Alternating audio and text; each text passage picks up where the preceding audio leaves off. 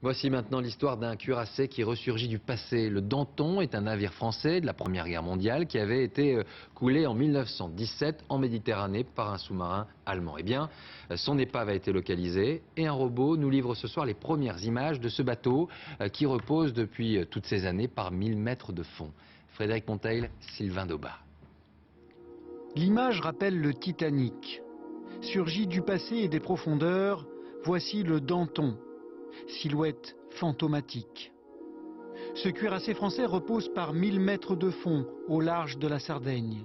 Ses tourelles sont encore intactes et dans ses entrailles, cachées derrière les hublots, se trouvent les dépouilles de 296 marins morts au combat. 19 mars 1917, le Danton est torpillé par un sous-marin allemand. À son bord, 1000 hommes. Le capitaine et les officiers refusent de quitter le navire en plein naufrage. Le bateau sombre en quelques minutes.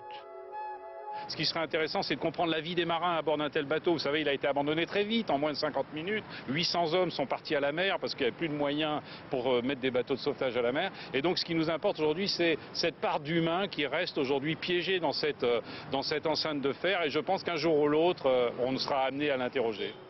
L'épave a été découverte par hasard il y a 1 an, lorsqu'une société néerlandaise sondait la Méditerranée pour y établir un gazoduc.